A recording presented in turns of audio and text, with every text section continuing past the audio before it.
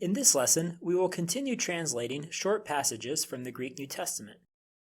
Our first passage is from John 5:26, Ha pater eke zoein.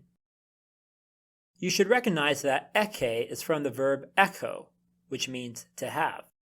Now take a look at the ending. Recall the present active indicative paradigm that we learned in Lesson 13.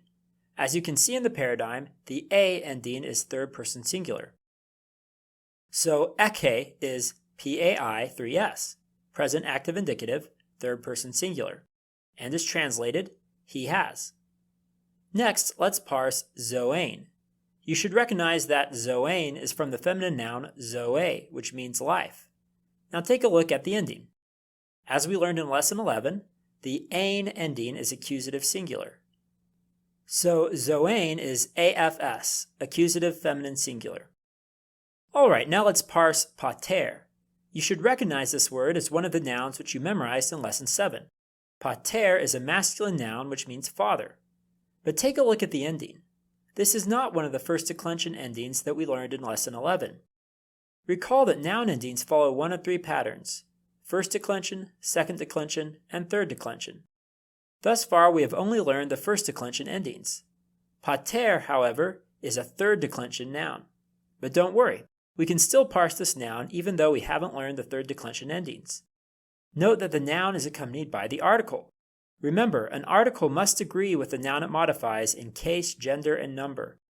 So even if you don't recognize the ending of a noun, you can still parse it if you have the article. Now, as we learned in Lesson 10, ha is the nominative masculine singular article.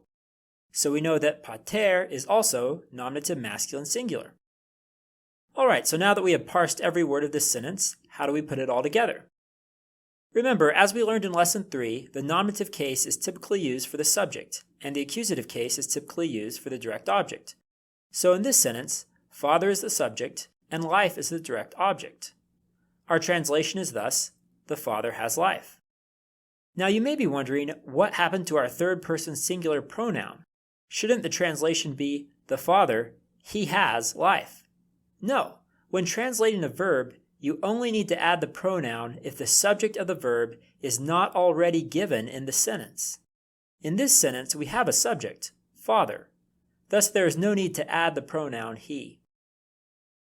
Alright, well, our final passage is from 1 John 2:23, ton patera eke. Here again we have eke, the present active indicative, third person singular, form of echo. But what about patera? You should recognize that this is from the masculine noun pater, which means father. As explained before, pater is a third declension noun. We haven't learned the third declension yet, but fortunately, we have the article. As we learned in Lesson 10, ton is the accusative masculine singular article. Thus we know that the noun patera is accusative masculine singular. Alright, so now that we have parsed every word, what is our translation? At first glance, you might think our translation is, the father has, but this is wrong. Why is it wrong? Because father is in the accusative case. Remember, the accusative case is typically the direct object, not the subject. If father was the subject, it would be in the nominative case. We must translate father as the direct object, not the subject. Thus our translation is, he has the father. Notice that here we do need to supply the pronoun he, because in this sentence, there is no subject given. Alright, well that concludes our lesson, so go ahead and take the quiz to try some translation on your own.